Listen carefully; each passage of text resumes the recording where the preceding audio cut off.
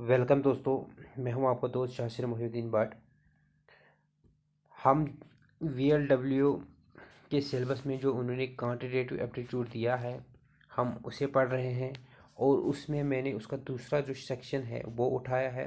उसका जो पहला ही टॉपिक है वो लीनियर इक्वेशंस के रिलेटेड है, जहां हमें ये बताया गया है कि ग्राफ्स ऑफ लीनियर इक्वेशंस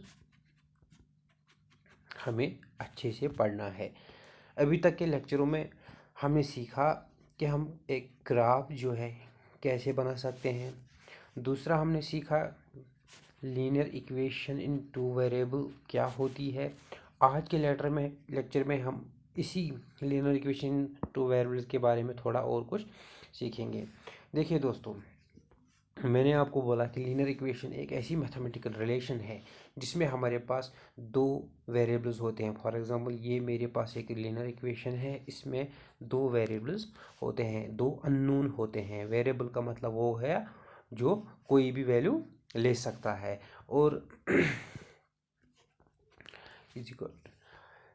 इसकी जो स्टैंडर्ड फॉर्म ऑफ जिसे हम ये भी कह सकते हैं कि इसकी स्टैंडर्ड फॉर्म लीनियर इक्वेशन की क्या है, ये ax plus by plus C is equal to zero, ये इसकी स्टैंडर्ड फॉर्म है। अगर आपको कोई भी मैथमेटिकल रिलेशन दी गई हो, कोई भी मैथमेटिकल इक्वेशन दी गई हो और आपको बताना है कि ये लीनियर इक्वेशन है कि नहीं है, आप उसको इस सूरत में देखोगे, इस फॉर्म में देखोगे कि क्या वो इस फॉर्म में है, तभी वो लीनियर इक्वेशन है। जो मैंने ऊपर पहले एग्जांपल ली 4x प्लस 2y, क्या ये लीनियर इक्वेशन है? हम इसको इस तरह से भी लिख सकते हैं 4x plus 2y minus 10 is equal to zero. जी हाँ, ये a के बदले 4 है, x ऐसे ही है, b के बदले 2 है और c के बदले हमारे पास आ गया -10। तो ये स्टैंडर्ड फॉर्म में प्रेजेंट है, तो हम कह सकते हैं कि जो इक्वेशन रिलेशन थी ये हमारे पास लीनियर इक्वेशन है। तो क्राइटेरिया क्या है एक लीनियर इक्वेशन के होने का? उसमें आपके पास दो वेरिएबल्स होने चाहिए, x और y होना चाहिए, और ये इस फॉर्म में होनी चाहिए, तभी हम इसको लीनियर इक्वेशन बोल देते हैं।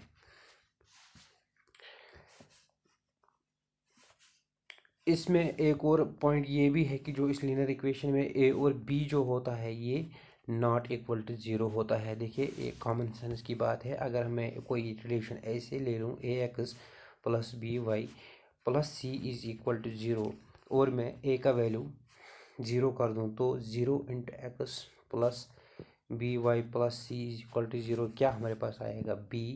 by plus C is equal to zero. क्या इसमें दो वेरिएबल है? इसमें दो वेरिएबल नहीं है, हमारे पास एक वेरिएबल और होना चाहिए, x होना चाहिए, अलग डिफरेंट वेरिएबल होना चाहिए, वो इसमें नहीं है। तो हम इसको लीनियर इक्वेशन इन टू वेरिएबल नहीं कह सकते हैं, क्योंकि इसमें जो बचा हमारे पास एक ही वेरिएबल बचा। इसे हम standard form of the linear equation कहते हैं। अब हमारे पास दूसरा एक कंसेप्ट है जिसकी थोड़ी सी हिंट मैंने कल के लेक्चर में दी थी कि सॉल्यूशन ऑफ लीनियर इक्वेशन क्या होता है। देखिए, सॉल्यूशन ऑफ लीनियर इक्वेशन, अगर हम ये एग्जांपल के तौर पर ये एक इक्वेशन ले ले और इसके सॉल्यूशन क्या होते हैं।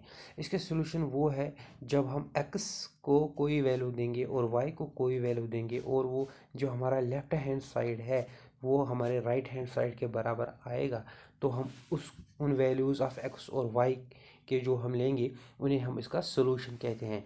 देखिए, फॉर एग्जांपल, देखिए, अगर हम x है हमारे पास यहाँ पे,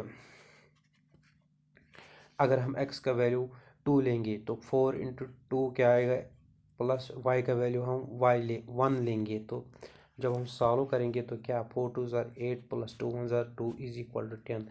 क्या 2 और 1 जो मैंने x और y रेस्पेक्टिवली लिए थे, क्या ये इस इक्वेशन की सॉल्यूशन है? जी हाँ, ये इस इक्वेशन की सॉल्यूशन है। अब दूसरा पॉइंट ये भी है कि क्या खाली x इज इक्वल टू 2 और y इज इक्वल टू 1 जो है, क्या यही इसके सॉल्यूशन है? हम देखेंगे कि हमारे पास रिलेशन इक्वेशन है 4x plus 2y is equal to 10। क्या खाली x is equal to 2 y is equal to 1 इसके ओनली सॉल्यूशन है? अगर हम x का वैल्यू हम लेंगे अब 1 और जो हमारे पास y का वैल्यू है हम लेंगे इसको 3, हम सॉल्यूशन सॉल्व करके देखते हैं क्या आएगा। ये आएगा 4 1 ज़ार 4, 3 2 ज़ार 6, क्या left hand side right hand side के बराबर आया? बिल्कुल आया। तो इसका मतलब जो x हमारे पास 2 है, y जब हमने 1 लिया तब भी left hand right hand side बराबर क्या आया, और जब हमने x का वैल्यू 1 लिया और y का वैल्यू 3 लिया तब भी हमारी जो इक्वेशन है वो सेटिस्फाई हो गई। सेटिस्फाई होने का मतलब है कि left hand side right hand side के बराबर आ गया। तो कहने का मतलब यही है कि जो लीनियर इक्वेशन इन 2 वेरिएबल होती है, लीनियर इक्वेशन इन 2 वेरिएबल होती है, इसके जो सॉल्यूशंस होते हैं वो बहुत ही इन्फिनिटली मनी सॉल्यूशंस होते हैं। क्या होते हैं? Infinitely money solution. इसकी बहुत ज़्यादा पॉसिबिलिटी रहती है कि कोई भी इसका सॉल्यूशन बन सकता है, कि पर्टिकुलरली ही कोई सॉल्यूशन हो ऐसा ज़रूरी भी नहीं है। इन जनरल इसके जो सॉल्यूशन होते हैं वो इन्फिनिटली मनी सॉल्यूशंस होते हैं। देखिए अब हमारे एक्सरसाइज की तरफ, जो NCERT की 9th क्लास की टेक्स्ट बुक है वहाँ से हम इसकी जो पहली एक्सरसाइज है वो ले लेते हैं।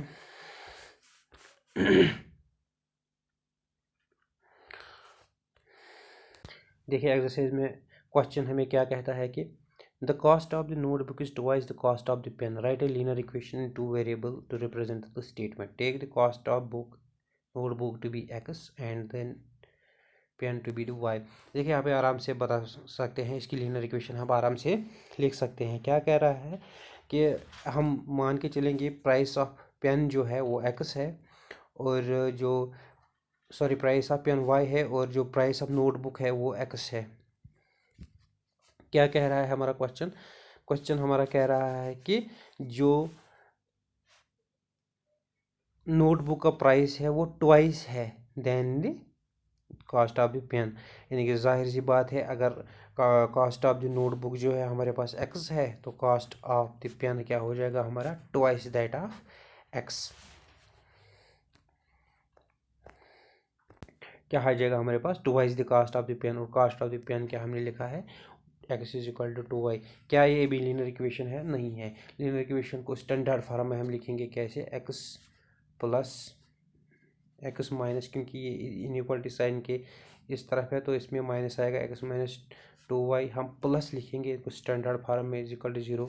यहाँ पर हम इसको कंपेयर करेंगे स्टैंडर्ड फार्म के साथ, x plus B Y plus c is equal to 0। अगर हम देखेंगे जो स्टैंडर्ड फार्म में हमारी इक्वेशन आई तो हमने इसकी लीनियर इक्वेशन कंस्ट्रक्ट कर दी है, और यहाँ पे जो a का वैल्यू है वो 1 ही आएगा, क्यों 1 x ही होता है।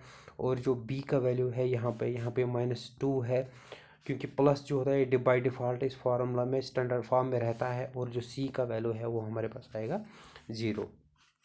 तो पहला क्वेश्चन हमारा हो गया। दूसरा क्वेश्चन बोलता है express the following linear equations in the form of जो है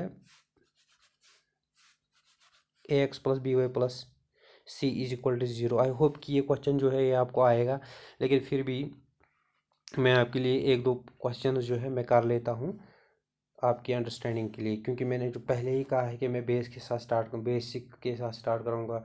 मैं ये पढ़ा के ये कंसिडर करके पढ़ा रहा हूँ कि जो मेरी ऑडियंस है वो मैथ्स में, उनको मैथ्स की नॉलेज ज़ीरो है या मैथ पढ़ना उन्होंने अभी शुरू कर दिया है। जो पहला क्वेश्चन हम लिखेंगे, हमें क्या लिखना है इसको in the standard form. Standard form क्या है हमारे पास? X plus B Y plus C equal to 0। यहाँ पर अगर हम इक्वेशन को यहाँ पे लिखेंगे, जो दिया गया क्वेश्चन है 2x plus 3y is equal to 9.35। जो अगर हम इसको कंपेयर करेंगे इसके साथ तो हमें पहले इस इक्वेशन को इस स्टैंडर्ड फॉर्म में लाना है। तो हम लिखेंगे वापस 2x प्लस 3y, जो इक्वलिटी साइन के इस तरफ आएगा 9.35 इक्वल टू 0। अगर हम इसको कंपेयर करेंगे तो a के साथ x है, यहाँ पे 2 के साथ x है, तो a का वैल्यू हम लेंगे 2, और जो b का वैल्यू है ये 3 आएगा, और c का वैल्यू आएगा -3.5। और ये इसकी स्टैंडर्ड फॉर्म में इस इक्वेशन की प्रेजेंटेशन है। और इसमें मैं अब ये वाला पार्ट लूँगा और ये वाला पार्ट लूँगा। सबसे पहले मैं दूसरा पार्ट लूँगा। इसका क्या है? इसका x माइनस वाई और 5 माइनस 10 इक्वल टू 0। देखिए इसमें हम इस तरह स्टैंडर्ड फॉर्म लिख सकते हैं, जो -y है ये 1/5 है, इसके साथ मल्टीप्लिकेशन में है -10 इक्वल टू 0। जो हमारे पास स्टैंडर्ड फार्म आ गई इसकी ये, क्योंकि अगर हम इसको कंपेयर करेंगे x plus B Y plus C equal to 0, यहाँ पे बराबर ये इसकी फॉर्म में आ गया है। यहाँ पे जो b की वैल्यू है ये 1/5 आएगी और c की वैल्यू जो है ये -10 आएगी। और ये लास्ट पार्ट क्या है, 2x = 5, हम इसको इस तरह भी लिख सकते हैं। देखिए इसको स्टैंडर्ड फॉर्म में लाने का तरीका क्या है, हमें लिखना कैसे है इसको, ax plus by plus c = 0। Standard form में लाने के लिए हम क्या करेंगे, हम 2x को ऐसे लिखेंगे जो हमें दिया है, प्लस देखिए हमारे पास 0 y का वैल्यू हमारे पास है ही नहीं, और y जब 0 एक मतलब नहीं होगा जब उसका वैल्यू जो है 0 होगा। वो कैसे होगा, अगर हम 0 को y के साथ मल्टीप्लाई करें = 5, तो हमारे पास इक्वेशन जो स्टैंडर्ड फॉर्म में आएगी ये इस तरह कुछ होगी। आई होप यहाँ तक जो है आपको क्वेश्चन समझ में आया होगा।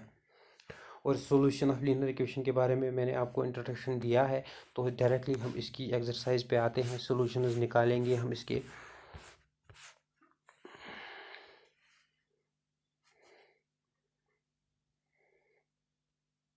क्वेश्चन हमसे पूछ रहा है कि which one of the following is true and Y.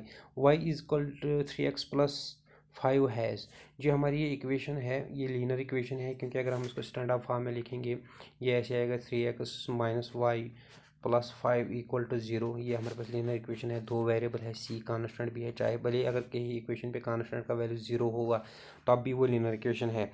ये हमें बोल रहा है कि जो इक्वेशन है क्या इसका,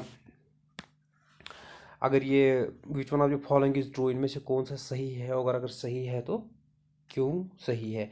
this equation has a unique solution. देखिए मैंने आपको बोला कि जो हमारे लीनियर इक्वेशन है इसके इन्फिनिटली मेनी सोल्यूशन आते हैं। तो पहला ऑप्शन जो है ये सीधा ही गलत हो गया। ओनली 2 सोल्यूशंस नहीं, ओनली 2 सोल्यूशंस इसके नहीं है, क्योंकि इसके इन्फिनिटली मेनी सोल्यूशंस हमने पिछले वाली एग्जांपल जो है वहाँ से किया है। और जो इन्फिनिटली मेनी सॉल्यूशंस हो इसका करेक्ट ऑप्शन जो रहेगा वो इन्फिनिटली मेनी सॉल्यूशंस होगा।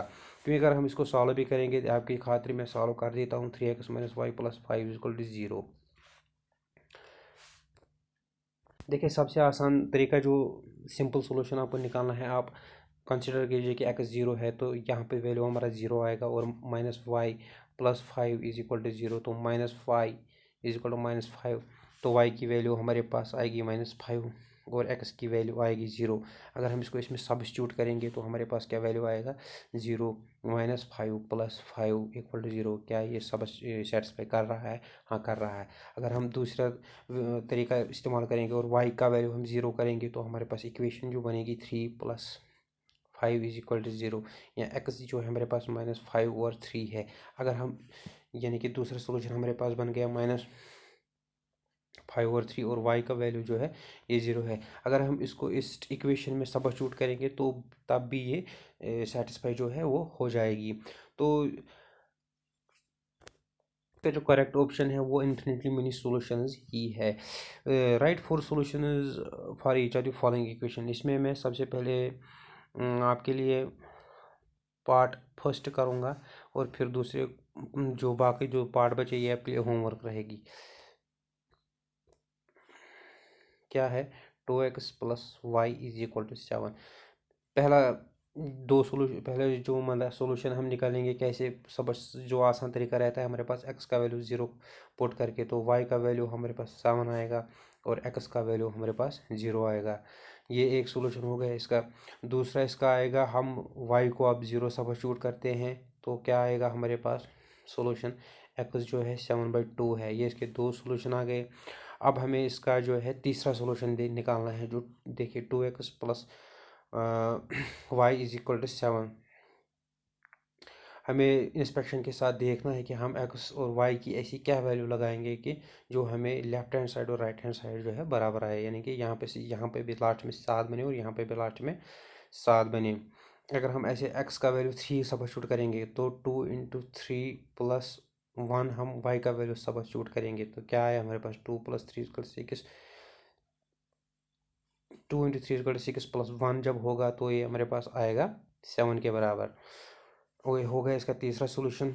अब अगर हम इसका चौथा सोल्यूशन जो है ये देख लेंगे, तो अगर हम 2 × y x का वैल्यू 4 लेंगे और y का वैल्यू जो है -1 लेंगे तो क्या ये 7 के बराबर आएगा। 2 × 4 = 8, 8 - 1 = 7। तो इसके हमारे 4 सोल्यूशन हो गए। पहला सोल्यूशन क्या था इसका? पहला सोल्यूशन जो है एक्स, इसको हम एक ऑर्डर्ड पेयर में लिख लेते हैं। ऑर्डर्ड पेयर का मतलब क्या हो गया? ऐसे लिख लेते हैं। सबसे पहले हम एक्स का वैल्यू 0 लेंगे तो वाई का वैल्यू हम 7 लेंगे, ये इसका एक सोल्यूशन आएगा। और दूसरा होगा एक्स का वैल्यू 7/2 आएगा और वाई का वैल्यू 0 होगा, तब भी इक्वेशन जो है हमारी सेटिस्फाई रहेगी। और तीसरा आएगा हमारे पास एक्स का वैल्यू 3 आएगा और वाई का वैल्यू 1 आएगा, तब भी इक्वेशन सेटिस्फाई है। और दूसरा होगा, चौथा जो होगा वो एक्स का वैल्यू 4 आएगा और वाई का वैल्यू जो है 1 आएगा, तब भी ये इक्वेशन हमारी सेटिस्फाई हो जाएगी। आई होप ये आपको समझ में आया होगा।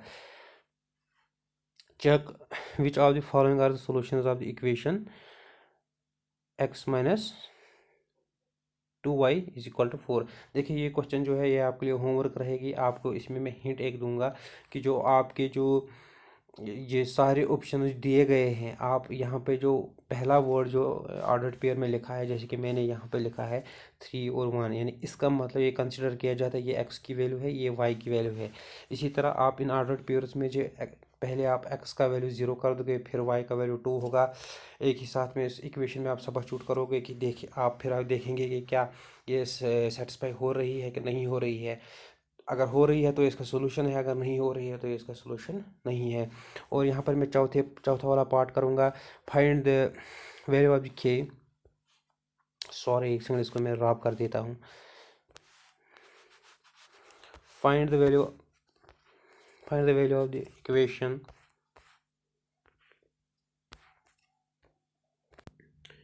क्या है question? Find the value of the k if x = 2 y = 1 is the solution of the equation 2x + 3y = k। देखिए k की वैल्यू हमें निकालनी है कि अगर ये x = 2 हम इस इक्वेशन में सब्स्टिट्यूट करेंगे और y = 1 जो है इसको इक्वेशन में सब्स्टिट्यूट करेंगे तो ये हमारी इक्वेशन जो है ये सेटिस्फाई होगी।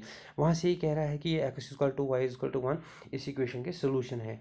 तो हमें k की वैल्यू निकालनी है, सिंपल मैथमेटिकल एडिशन करना है और कुछ नहीं करना है। देखिए क्वेश्चन में है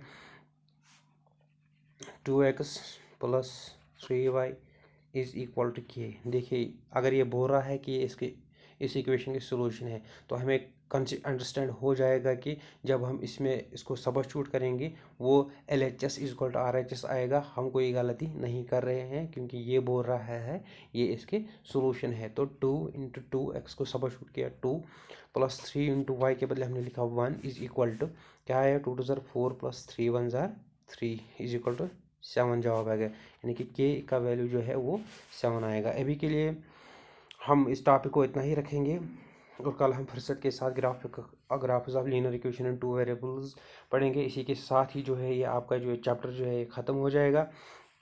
देखिए मैं भी मैंने हाल ही में पढ़ाना शुरू कर दिया है यूट्यूब पे। अगर आपको ऐसा लग रहा है कि कोई पढ़ाने में कोई खामी है या कोई किसी चीज़ की कमी है तो आप मेहरबानी करके जो कमेंट्स में है अपनी राय दे सकते हैं। या अगर आपको ये समझ नहीं आ रहा है मेरा पढ़ाना तो आप मुझे बताइए कि आपको किस तरह पढ़ना है, या आपको अगर कोई कन्फ्यूजन हो रहा है तो आप भी कमेंट कर सकते हैं और मैं उस कन्फ्यूजन को दूर करूँगा। बाकी अगर आप वीडियो को देख रहे हैं तो सब्सक्राइब भी कीजिए क्योंकि इससे मुझे एक मोटिवेशन मिलती है आगे वीडियो बनाने के लिए। देखिए अगर कोई बंदा देख ही नहीं रहा है तो वीडियो बनाने का कोई फ़ायदा ही नहीं है। इसलिए मैं चाहता हूँ कि जो भी बंदा इस वीडियो को देखे इसे लाइक करे और सब्सक्राइब करके, ताकि मुझे पता चले कि जो मेरी ये कोशिश जो है कई लोगों को फ़ायदा दे रही है, कोई लोग इससे फ़ायदा उठा रहे हैं और मैं अपने मिशन में, अपने जो मेरा मकसद है मैं उसमें कामयाब हो रहा हूँ। अभी के लिए इतना ही। Thank you, take care, good bye.